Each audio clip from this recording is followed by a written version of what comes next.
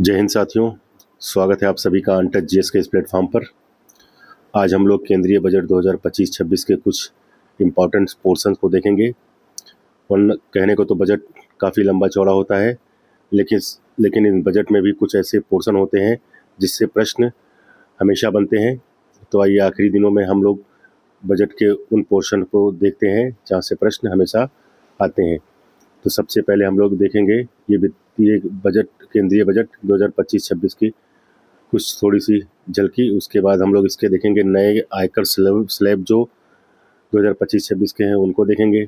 उसके बाद केंद्रीय बजट 2025-26 में रुपया कहाँ से आता है, यानी जो बजट पेश किया गया है उसमें रुपए कहाँ से आएंगे और रुपया जाता है यानी कहाँ बजट को खर्च किया जाएगा, किस किस मद पे कितने % के हिसाब से खर्च किया जाएगा। उसके बाद हम लोग देखेंगे केंद्रीय बजट 2025-26 में विभिन्न योजनाओं के लिए कितनी धनराशियों का आवंटन किया गया है।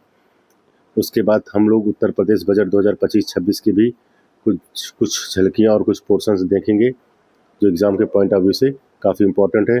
यहाँ हम लोग देखेंगे कि भारत सरकार की विभिन्न योजनाओं में उत्तर प्रदेश की कौन सा क्या स्थान है। उसके बाद फिर उत्तर प्रदेश बजट 2025-26 में विभिन्न योजनाओं के लिए धनराशि का कितना आवंटन किया गया है। फिर इसी क्रम में देखेंगे उत्तर प्रदेश बजट 2025-26 में रुपया कहाँ से आता है, रुपया कहाँ से कहाँ जाता है। ठीक है, यानी जो बजट में है, बजट में रुपया कहाँ से आएगा और बजट का रुपया कहाँ जाएगा। ठीक है, तो आइए देर न करते हुए शुरू करते हैं इस टॉपिक को। ये सिर्फ इसलिए तैयार किया गया कि आखिरी दिनों में आप लोग बजट के उन महत्वपूर्ण पोर्शन पे एक बार सरसरी निगाह से नज़र दौड़ा लें जहाँ से प्रश्न आने के काफ़ी चांसेज है। ठीक है, आप लोग अक्सर देखते होंगे विभिन्न योजनाओं के लिए आवंटित राशि के बारे में प्रश्न पूछ लेता है और मिलान करने के लिए दे देता है, कर स्लैब के बारे में दे लेता है, या जो रुपया आता है यानी कितने % भारत सरकार की कहाँ से आमदनी होती है और भारत सरकार का रुपया कहाँ खर्च होगा उसका भी सुमेलित करने और सुमेल है नहीं सुमेल है ऐसे करके पूछ लेता है। ठीक है, तो आइए शुरू करते हैं। ठीक है, शुरू करते हैं यहाँ से। वीडियो अच्छा लगेगा तो लाइक और शेयर कर दीजिएगा। चैनल को सब्सक्राइब कर लेंगे तो बहुत अच्छी बात है। चैनल को सब्सक्राइब कर लेंगे तो इस तरह की वीडियोस आपको आसानी से मिलती रहेंगी। ठीक है, आइए देखते हैं, शुरू करते हैं। इसको थोड़ा सा जूम कर लेते हैं। ठीक है, इसको जूम कर लेंगे तो दिखाई पड़ेगा। ठीक है, तो सबसे पहले यहाँ पे हम लोग देखेंगे केंद्रीय बजट 2025-26। ठीक है, ये कब पेश हुआ? 1 फरवरी 2025 को। ठीक है, वित्त मंत्री निर्मला सीतारमण द्वारा रिकॉर्ड लगातार 8वां केंद्रीय बजट है। ठीक है, 2025-26 का केंद्रीय बजट निर्मला सीतारमण द्वारा 8वां केंद्रीय बजट है। ठीक है, मोरारजी देसाई के लगातार 6 बजट पेश करने का रिकॉर्ड उन्होंने तोड़ दिया। इससे पहले लगातार 6 बजट मोरारजी देसाई ने पेश किया था। ठीक है, आगे देखते हैं। बजट का थीम था सबका विकास। ये काफ़ी इम्पोर्टेंट है, पूछा जा सकता है, कभी कभी पूछ लेगा कि बजट का थीम क्या था। ठीक है, स्टेटमेंट में दे देगा इस तरह का प्रश्न, तो जानते रहेंगे तो ठीक रहेगा। आगे देख लेते हैं। बजट में 4 विकास इंजनों पर ध्यान केंद्रित किया गया। ठीक है, कितने विकास इंजन? 4 विकास इंजन। और वो 4 विकास इंजन कौन है? पहला है कृषि, दूसरा है एमएसएमई, तीसरा निवेश, चौथा निर्यात। ठीक है, कृषि, एमएसएमई, निवेश और निर्यात। और उसी में 4 फोकस बिंदु भी थे, जिसमें पहला गरीब, दूसरा युवा, तीसरा महिला, चौथा किसान है। ठीक है, तो 4 विकास इंजन थे और 4 फोकस बिंदु थे, गरीब, युवा, महिला, किसान। ठीक है, आगे देखते हैं। अगला है, आगे देखते हैं। कुल प्रस्तावित जो बजट था वो कितना था? वो था 50,65,345 करोड़ रुपए। ठीक है, इसको 50-65-345 भी कह सकते हैं आप लोग। 50,65,345 करोड़ कुल बजट प्रस्तावित था। इसमें है राजस्व व्यय का हिस्सा कितना था? 39,44,255 करोड़। ठीक है, 39,44,255 करोड़, यानी 39,44,255 करोड़। ठीक है। पूंजीगत व्यय का हिस्सा कितना था? 11,21,090 करोड़। ठीक है, 11,21,090।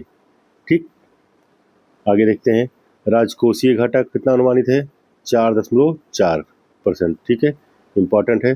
स्टेटमेंट के सवाल में इस तरह एक स्टेटमेंट राजकोषीय घाटा का भी दे देगा।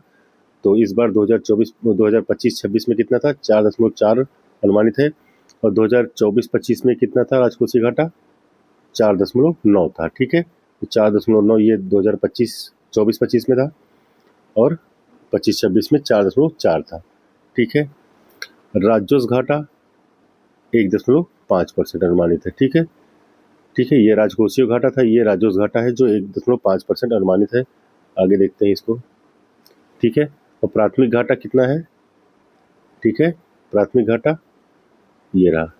ठीक है, प्राथमिक घाटा 0.8%। ठीक है, 0.8%। ठीक है, 0.8%।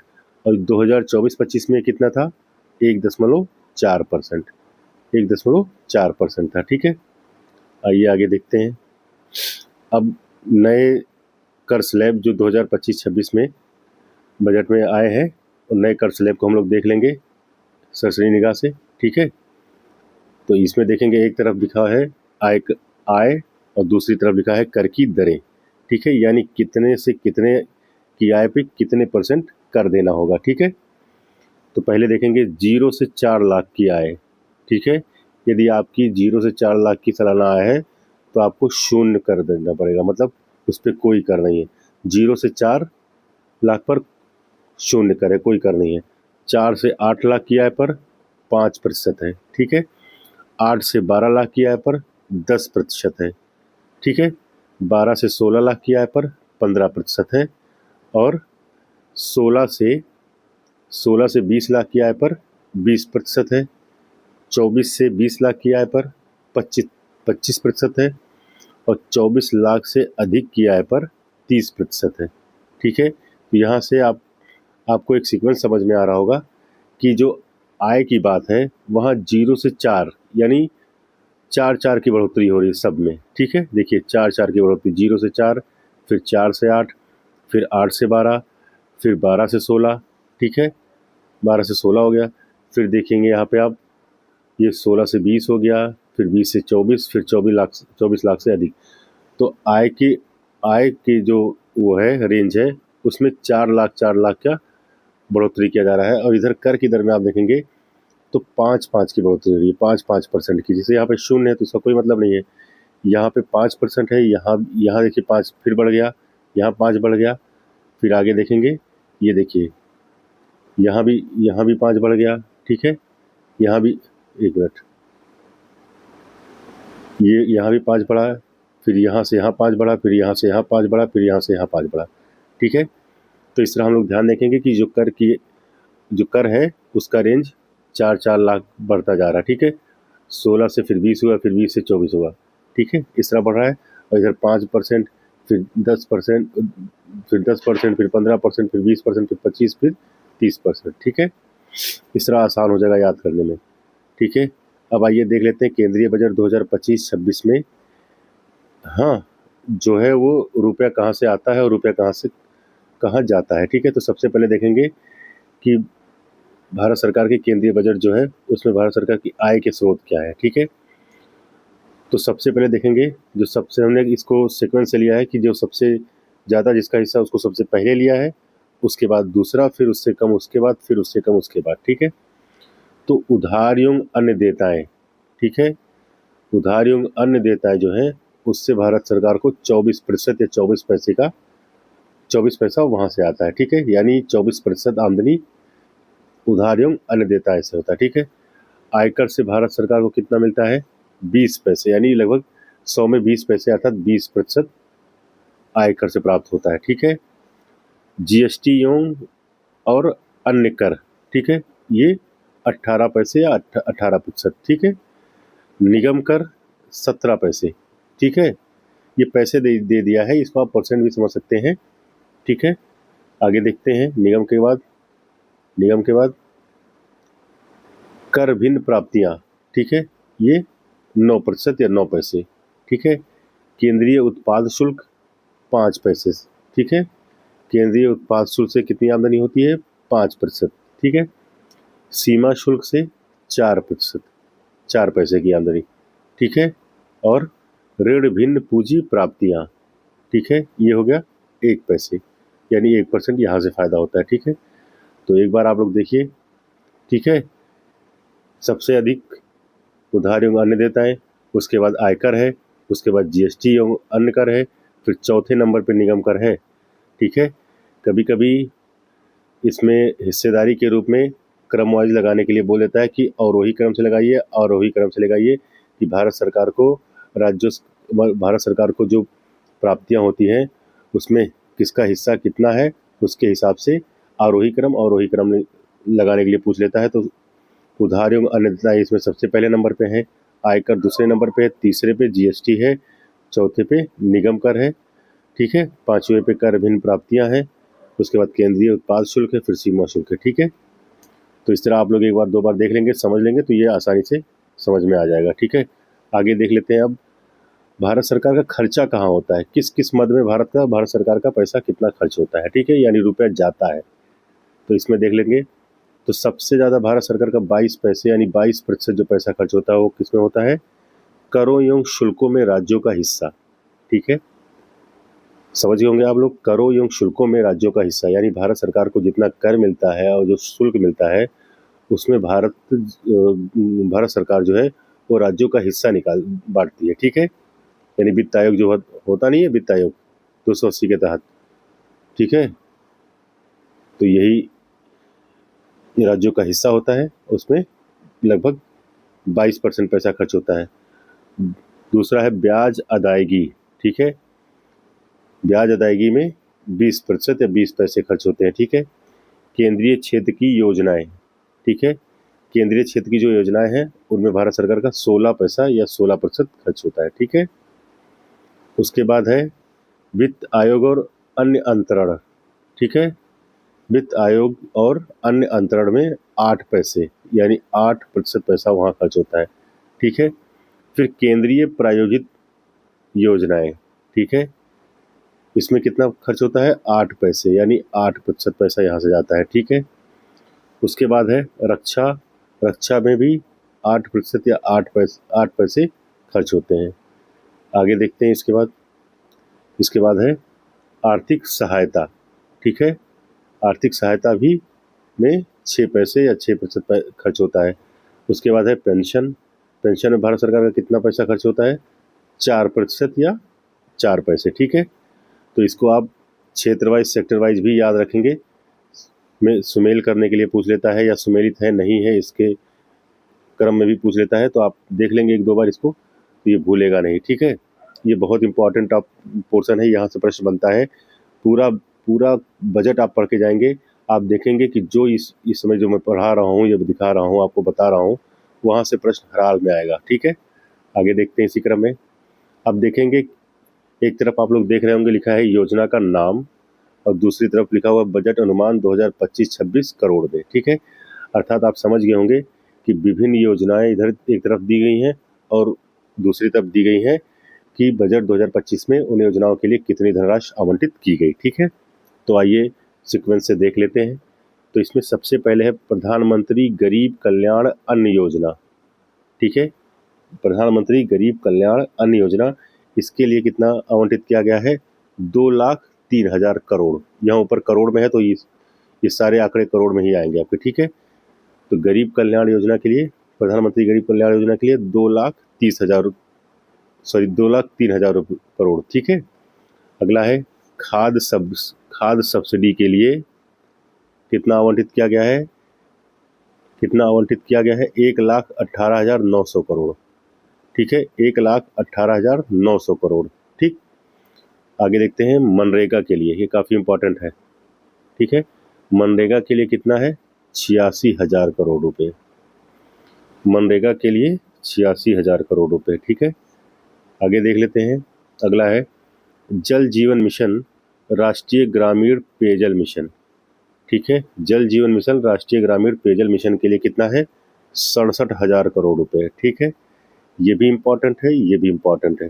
ठीक है, 67,000 करोड़ रुपए। उसके बाद पीएम किसान, ठीक है, पीएम किसान योजना जो है उसके लिए 63,500 करोड़ रुपए। ठीक है, यानी लगभग 63,500 करोड़ रुपए। ठीक, आगे देख लेते हैं अगला। ये सारी योजनाएं बहुत ही इंपॉर्टेंट है और इसमें आवंटित राशि को आपको याद करना पड़ेगा, 2 बार 1 बार देखना पड़ेगा, तभी ये जाके क्लियर होगा, वरना होगा नहीं। ठीक है, आइए देखते हैं अगला। ठीक है, अगला देखते हैं प्रधानमंत्री आवास योजना ग्रामीण। ठीक है, प्रधानमंत्री आवास योजना ग्रामीण, इसके लिए 54,832 करोड़ रुपए। ठीक है, 54,832 करोड़ रुपए। ठीक, एक मिनट इसको थोड़ा सा जूम कर लेंगे तो बड़ा दिखाई पड़ेगा। ठीक है, हाँ अब सही है। उसके बाद प्रधानमंत्री आवास योजना शहरी के लिए 19,794 करोड़ रुपए। ठीक है, 19,794 करोड़ रुपए प्रधानमंत्री शहरी योजना के लिए। ठीक है, अगला है स्वच्छ भारत मिशन। ठीक है, स्वच्छ भारत मिशन ग्रामीण के लिए 7,192 करोड़ रुपए। ठीक है, कितना आवंटित किया गया है? 7,192 करोड़ रुपए। स्वच्छ भारत मिशन शहरी के लिए 5,000 करोड़ रुपए। ठीक है, 5,000 करोड़ रुपए। आगे देख लेते हैं पीएम पोषण मिशन। ठीक है, जिसकी शुरुआत 2018 में हुई थी। ठीक है, याद है, पीएम पोषण मिशन, इसके लिए 12,500 करोड़ रुपए। ठीक है, 12,500 करोड़ रुपए। उसके बाद अगला है प्रधानमंत्री ग्राम सड़क योजना। प्रधानमंत्री ग्राम सड़क योजना, इसके लिए 19,000 करोड़ रुपए। ठीक है, 19,000 करोड़ रुपए। आगे देखते हैं अगला, यहाँ तक हो गया, यहाँ तक। अब ठीक है, अगला है प्रधानमंत्री मत्स्य संपदा योजना। ठीक है, इसके लिए 2,465 करोड़। ठीक है, यानी 2,465 करोड़। अगला है आयुष्मान भारत प्रधानमंत्री जन आरोग्य योजना। ये काफ़ी इंपॉर्टेंट है, इसको याद कर लीजिएगा।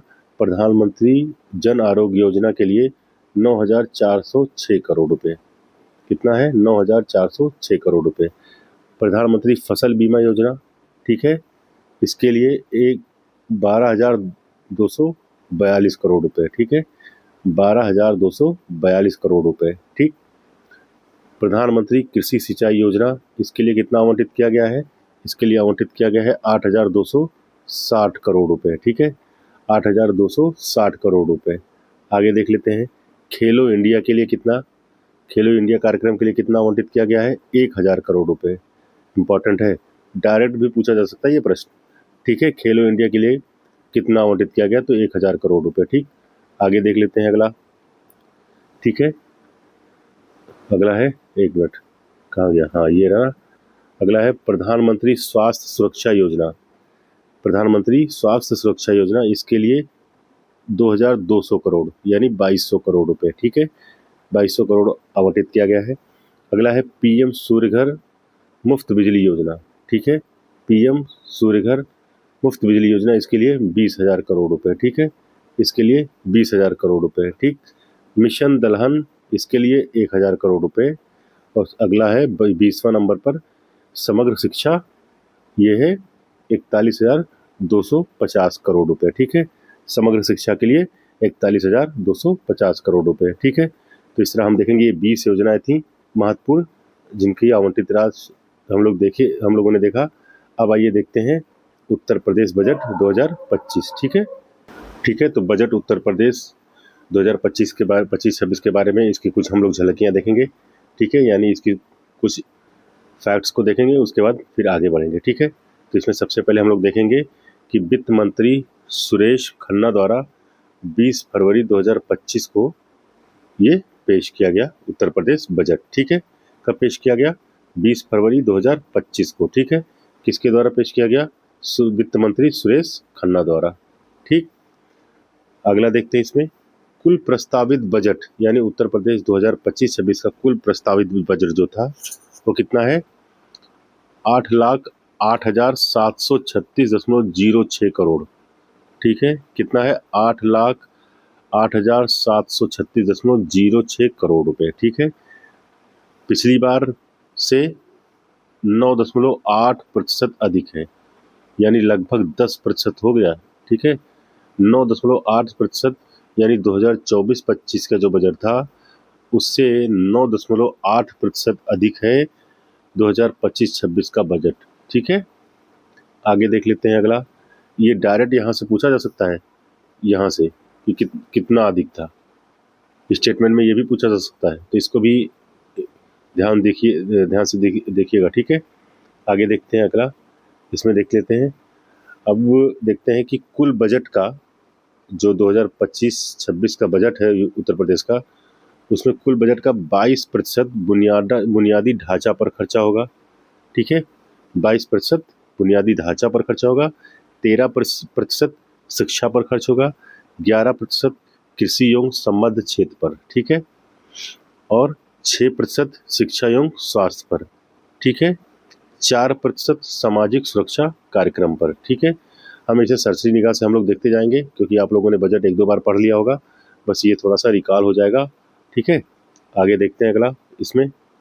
ठीक है, बजट 2025-26 में उत्तर प्रदेश का राजकोषीय घाटा कितना अनुमानित है? 2.97%। ठीक है, 2.97%। ठीक है, पूंजीगत परिव्यय कुल बजट का कितना है? वो है 20.5%। डायरेक्ट पूछे जा सकते हैं सब प्रश्न, राजकोषीय घाटा कितना रहा था, पूंजीगत परिव्यय कुल बजट का कितना था, तो ये 20.5% है। ठीक है, आइए आगे देख लेते हैं। आगे देख लेते हैं, ये दिया हुआ है कि भारत सरकार की, एक मिनट इसको जूम कर लेंगे तो आज ज़्यादा दिखेगा। ठीक है, दिया है भारत सरकार की विभिन्न योजनाओं में उत्तर प्रदेश का प्रथम स्थान, अर्थात भारत सरकार की वो कौन सी योजनाएं हैं जिसमें उत्तर प्रदेश का स्थान प्रथम है। ठीक है, आइए देखते हैं। तो प्रधानमंत्री जनधन योजना, इसमें उत्तर प्रदेश प्रथम स्थान है। प्रधानमंत्री जीवन ज्योति बीमा योजना, इसमें उत्तर प्रदेश प्रथम स्थान पर है। प्रधानमंत्री सुरक्षा बीमा योजना, इसमें उत्तर प्रदेश प्रथम स्थान पर है। आयुष्मान कार्ड बनाने में उत्तर प्रदेश पहले नंबर पर है। ठीक है, यह हो सकता है अब कोई आगे हो गया हो, लेकिन ये जब बजट पेश किया जा रहा था, ठीक है, तब की स्थिति है। ठीक है, आगे है अटल पेंशन योजना में उत्कृष्ट प्रदर्शन। ठीक है, ठीक है, इन योजनाओं को आप याद रखिएगा कि इनमें उत्तर प्रदेश पहले नंबर पर है। ठीक है, आगे देख लेते हैं अगला।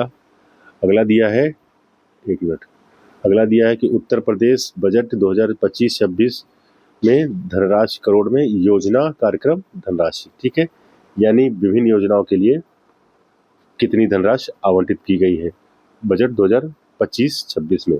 ठीक है, तो आइए देखते हैं। इसमें पहला है वृद्धावस्था किसान पेंशन योजना। ठीक है, इसके लिए कितनी धनराशि आवंटित की गई है? 8,105, और ये धनराशि करोड़ में है। ठीक है, धनराशि करोड़ में है। तो देखेंगे सबसे पहले वृद्धावस्था किसान पेंशन योजना के लिए 8,105 करोड़। ठीक है, मनरेगा के लिए 5,372 करोड़, यानी 5372 करोड़। ठीक, अगला है प्रधानमंत्री आवास योजना ग्रामीण के लिए कितना है? 4,882 करोड़। ठीक है, 4,882 करोड़। और शहरी के लिए कितना है? शहरी के लिए है 3,150 करोड़ रुपए। ठीक है, शहरी के लिए है 3,150 करोड़। ठीक है, तो ये दोनों आंकड़ा याद रखिएगा। अगला देख लेते हैं। ठीक है, याद हो गया था ना? हाँ, अगला है समन्वित बाल विकास परियोजना। ठीक है, इसके लिए कितना है? 4,119 करोड़। ठीक है, 4,119 करोड़। अगला है अमृत 2.0 योजना के लिए। ठीक है, अमृत 2.0 योजना के लिए कितना है? 4100 करोड़। ठीक है, 4100 करोड़। अगला है निराश्रित महिला पेंशन योजना। ठीक है, निराश्रित महिला पेंशन योजना, इसके लिए 2,980 करोड़ रुपए।